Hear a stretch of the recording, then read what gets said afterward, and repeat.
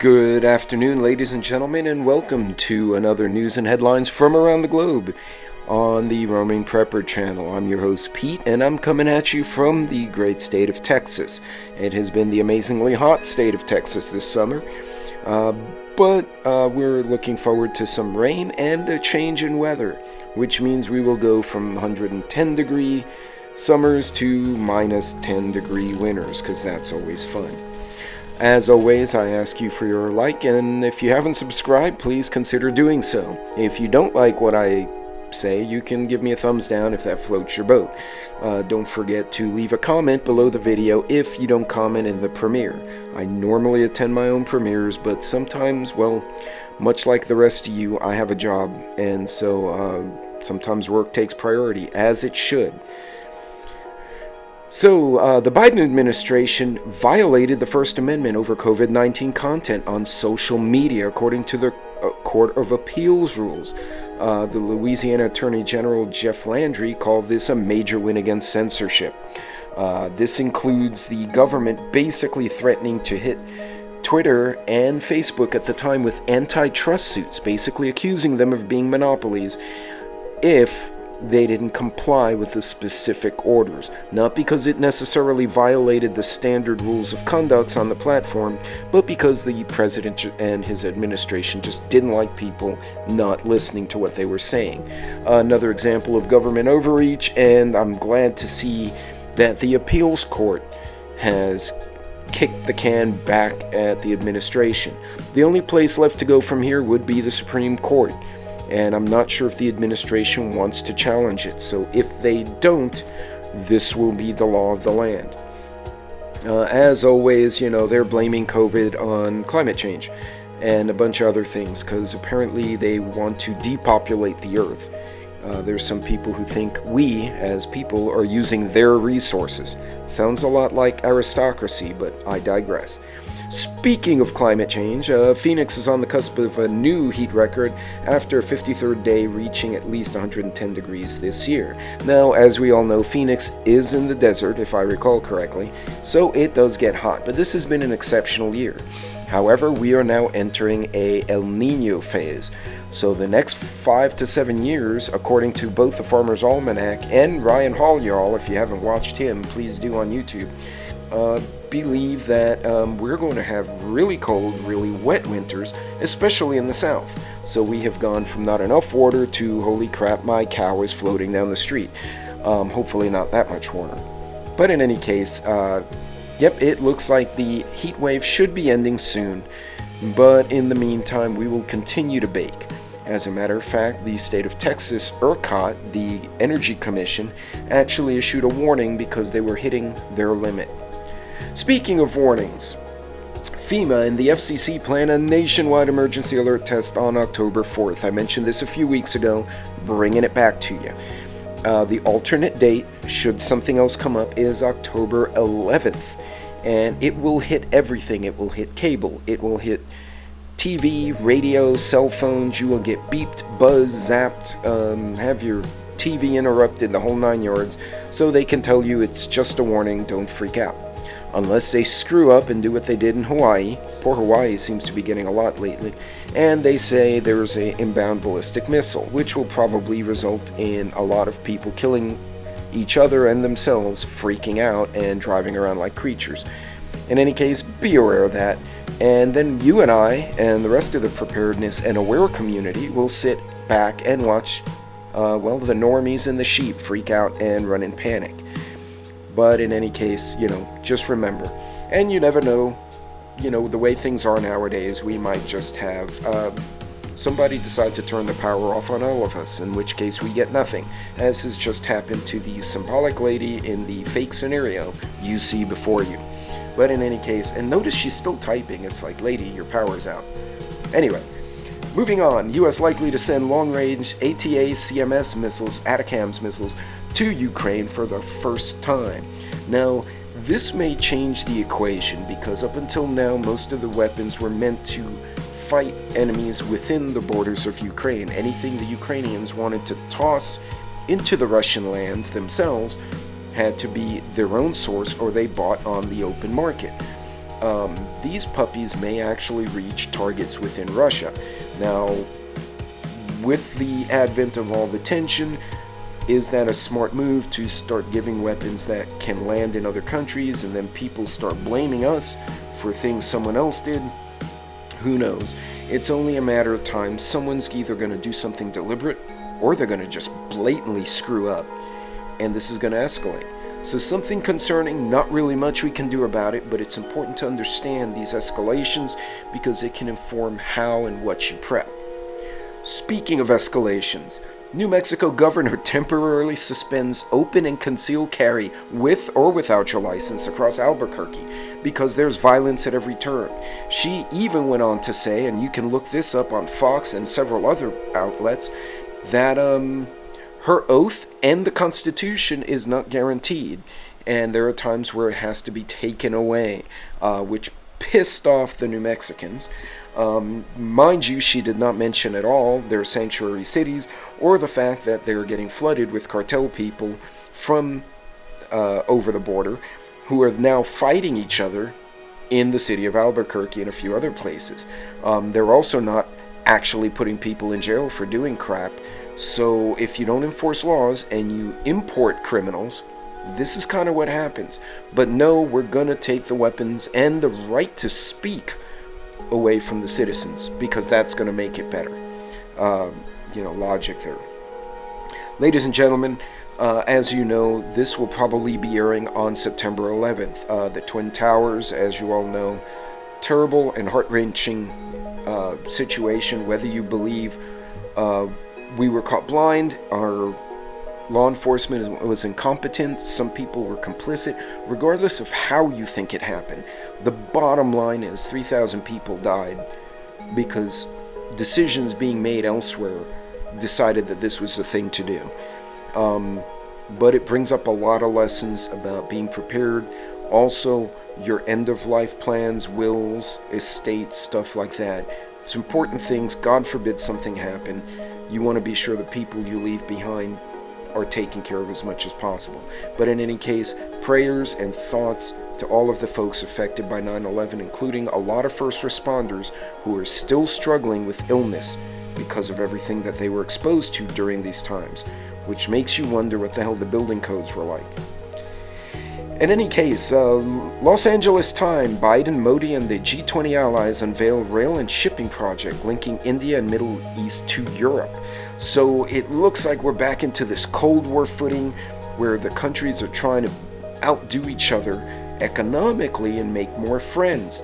This is actually, as much of a not fan I am of this current administration, this is a good play if they can pull it off.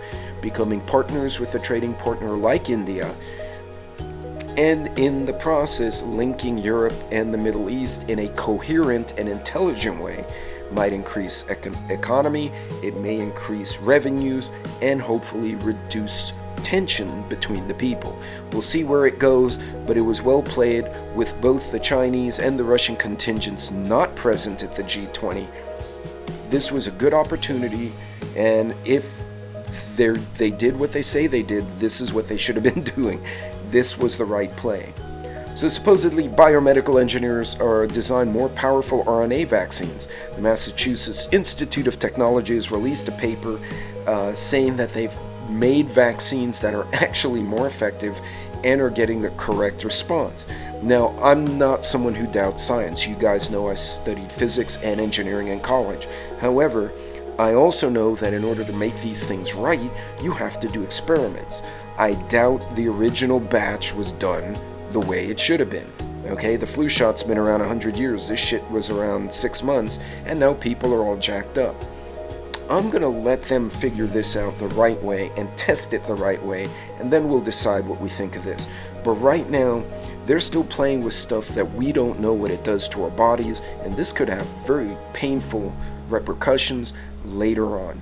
You also figure that Mr. Gates has his hands in this, so does Soros.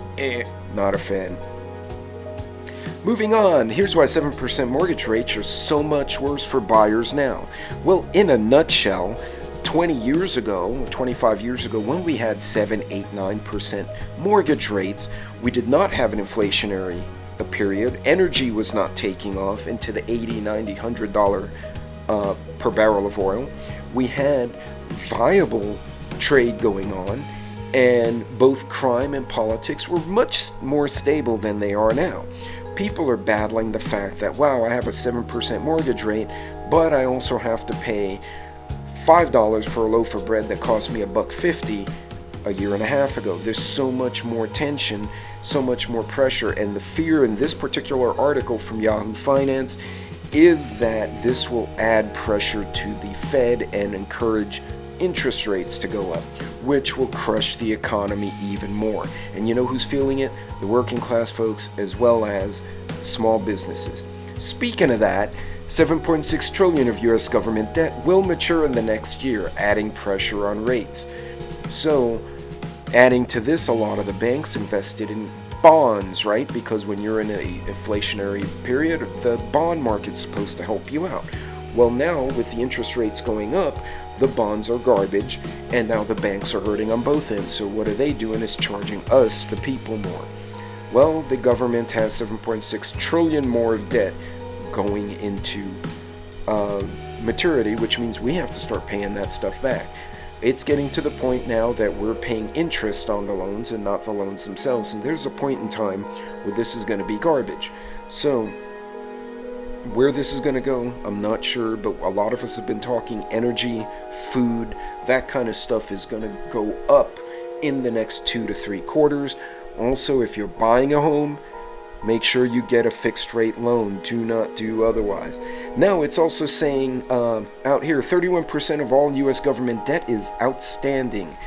And with another $7 trillion coming in, it will just get worse over the next year. Now, the chart's basically showing you what the debt is. There's been so much spending since 2020, specifically in 2021 and 2022, with all these quote-unquote stimuluses, that now we're in a boatload more debt than we were before, and the economy is garbage. So this is a bad combination. It's putting a lot of pressure on folks. So folks, save that money. Be smart in what you do. Okay, prepping is not just about having the gear and goods, but being smart with your money, making sure you make the best decision you can for your situation to minimize your risk if the markets really start to tank. Hopefully not, but either way, it's going to be painful for the next year, maybe 2, and the supply chain's not going to get better. Going back to the topic earlier, this is September 11th is when this should be airing.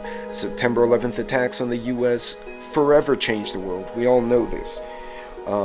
That being said, millions were suddenly stranded, not just in Manhattan, but all over the country when they grounded all the aircraft. People couldn't rent cars, there weren't enough, couldn't get a Greyhound ticket, couldn't get on Amtrak. People basically, the planes landed wherever they were, and they were shut down. People who were flying from LA to New York were getting shut down and having to land in Kansas and Texas. Folks coming from South America had to land in Canada. The paperwork was wrong. Have you planned for if you're on the road, if you're in a plane and something like that happens, what do? If you look at this picture, you see all these people walking. It looks like a war zone, which is really what it was. There's dirt everywhere. There's garbage everywhere. This is one of those cases where having a mask might actually help keep those bigger sheetrock and garbage particles out of your sinuses. Not for the Rona, but for this stuff, probably effective. But a lot of lessons. Do you know what to do if airlines are shut down? Do you know if you have to leave on foot? There are a lot of people in there wearing business shoes and high heels. Could you walk 10 miles in high heels? Probably not. And you don't want to be barefoot in a situation like this. Do you have clothing you can change into? You look at these folks, they just left with the clothes on their back. Nobody planned for this. If the power had gone out, which it probably did in parts of the city because of the damage, how do you pay for stuff? Do you have cash? Do you keep cash? Good tips for you here. Do you have a change of clothes? Do you have a change of shoes? I'd rather have the new shoes even if I don't have a change of clothes. Do you have the basic amenities for 24 hours? Are you someone who gets hyperglycemic? Do you have a snack in your car or in your office? Do you know where people are? Do you know where you are? And do your friends know where you are and how you would get home if you can't drive? Are you prepared to leave on foot? Are you prepared to leave in a vehicle that's not yours, like a military vehicle, if they evacuate like that? There's a lot of factors you have to think about if you have a massive emergency. Not, oh, Jimmy broke his foot, go to the emergency room. I'm talking 9/11 or some wildfire like Maui. So keep those lessons in mind and do some homework on it. A good get-home bag is worth its weight in gold.